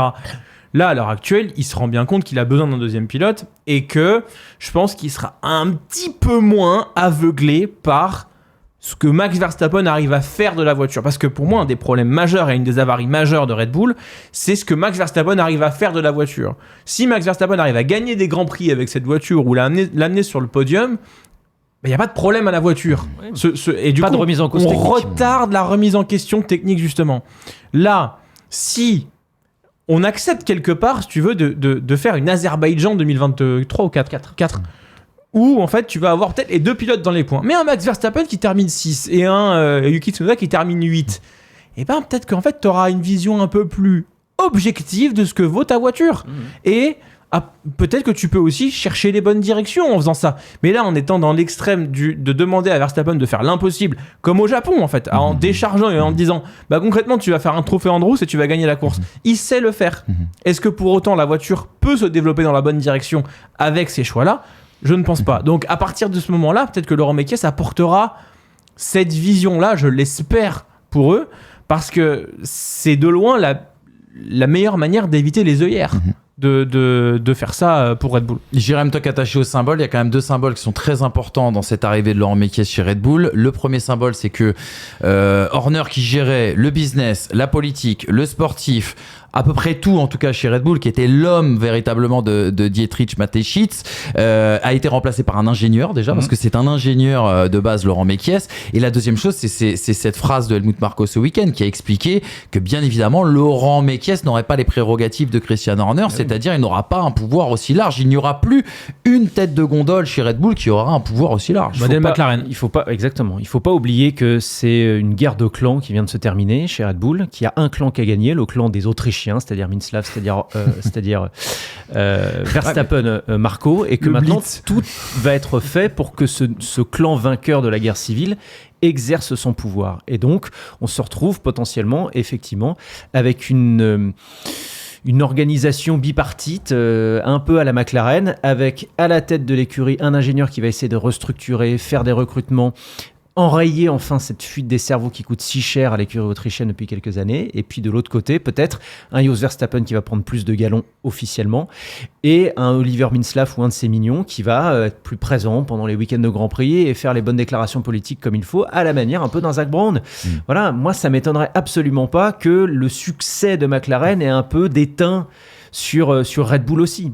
Il faut voir ce qui va se passer par la suite. Mais vraiment, pour moi, le rôle de Laurent Mekies va être extrêmement restreint au domaine de l'ingénierie. Et c'est pour ça qu'à mon humble avis, il y a une certaine inertie qui va s'exercer contre lui et qui pourra peut-être pas faire tout ce qu'il a envie de faire. Oui, parce que ça te met quand même une... Alors, ce qui avait de bien avec Red Bull, c'était ce côté tricéphale de Verstappen, Marco, Horner. Mais à partir du moment où c'est Horner qui a le dernier mot sur les choix techniques et sur... tu peux pas sortir de la politique. Bien sûr. C'est pas possible. Et à l'inverse, en fait, du coup, si tu prends qu'un ingénieur, tu te retrouves avec le problème Binotto, où tu as en fait une déperdition humaine qui fait que plus personne ne sait quoi faire. Donc effectivement, c'est quand même bien d'avoir quelqu'un qui est là pour gérer le côté politique des choses, assainir les choses avec un Zak Brown, et un Stella n'a pas du tout les épaules pour gérer ce côté, ce que fait Zak Brown. Donc quelque part, ça c'est pas mal. Alors, ils l'ont tenté avec Alpine, mais... Et on peut dire la même chose de KOL avec Lawrence Stroll. Je pense que c'est à peu près le même fonctionnement. Beaucoup moins de Williams avec James Valve, qui a vraiment cette dimension politique qu'il a vraiment creusé et exploité chez Mercedes. Mais en tout cas, Aston Martin, McLaren et peut-être Red Bull, ça pourrait être un combat similaire. Exactement. Voilà en tout cas pour ce 4e et dernier enseignement, les amis, un petit point comptable, c'est important, toujours sortir la calculette et commencer les calculs d'apothicaire avec, on le disait tout à l'heure, 16 points d'écart désormais entre Oscar Piastri et Lando Norris à la faveur en tout cas de l'Australien. Je sais pas si je l'ai dit dans cette émission, mais je l'ai pensé très fort. C'est quand même une stat impressionnante, c'est que Piastri a autant de courses gagnées que d'un Daniel Ricciardo par exemple, qu'un Charles Leclerc et puis que son coéquipier Lando Norris. Bien évidemment. Et Jackie X qui a agité le drapeau. Exactement. Les 3 pilotes sur le podium hier avaient 8 victoires et celui qui a agité le drapeau avait 8 victoires. C'est quand même assez extraordinaire. Il y en a autant que Lauda chez McLaren. C'est fou. C'est dire, entre guillemets, même s'il y a plus de courses et même s'il arrive dans une nomination McLaren, c'est dire quand même l'importance des choses. Et puis, vous l'avez peut-être entreaperçu du côté des constructeurs. Bon, c'est plié, c'est cuit, c'est McLaren qui ira au bout, vous le savez.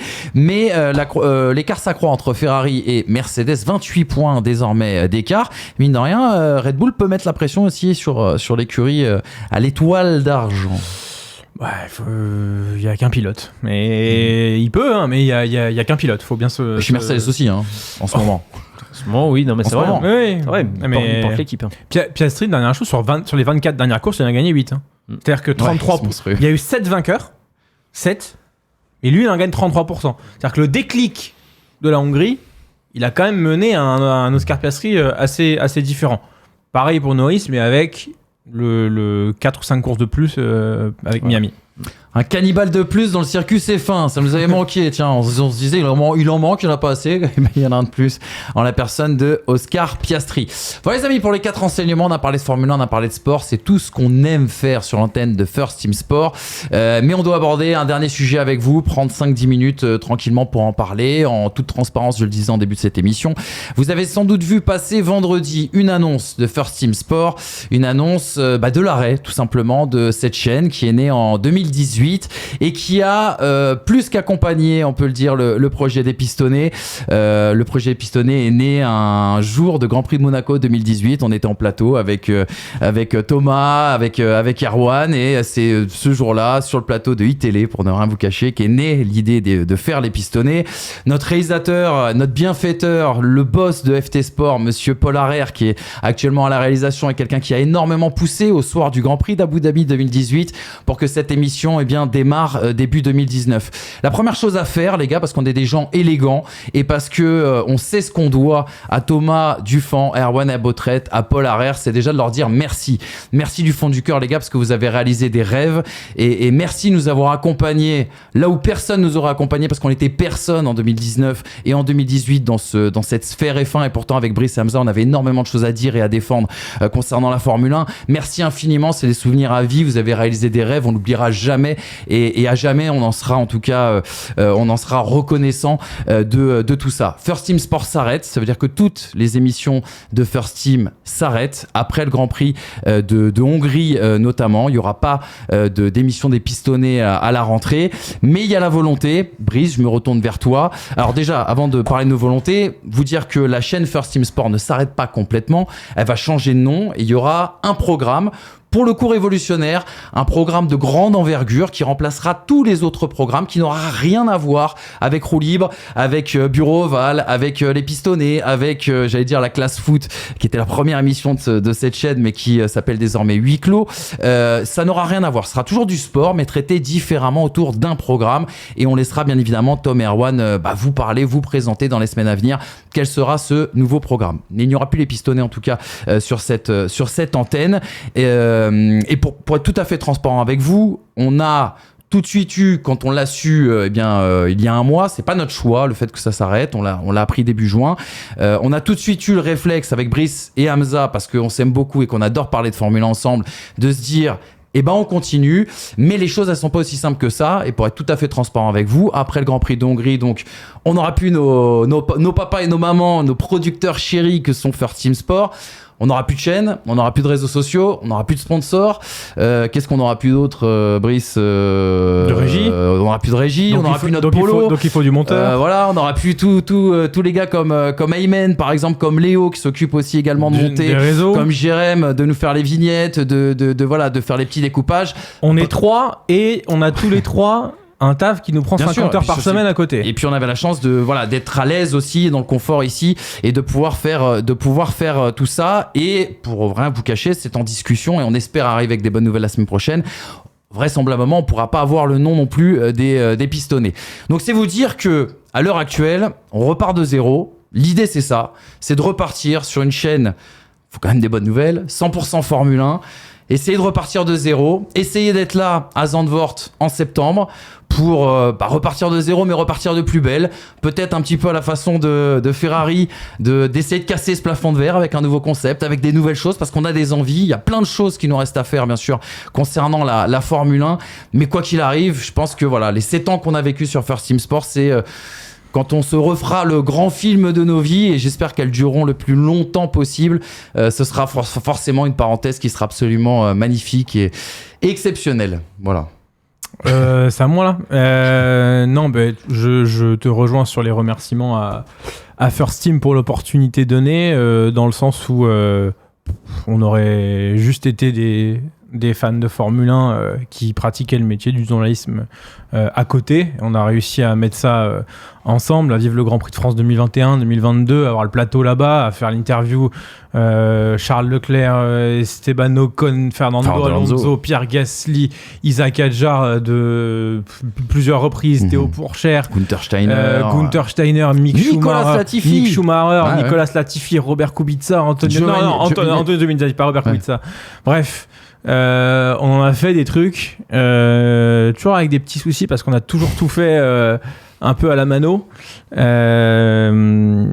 mais à partir de là est né un truc qui pour moi, alors je parle pour moi là, est devenu vital. C'est devenu vital d'avoir ça dans ma vie, et l'annonce, comme on vous l'a dit, on l'a subi. On la respecte, mais on l'a subie, et à partir de là, il n'y a pas moyen qu'on donne pas l'énergie qui nous reste pour trouver une solution. Donc, on est en train de bosser dessus.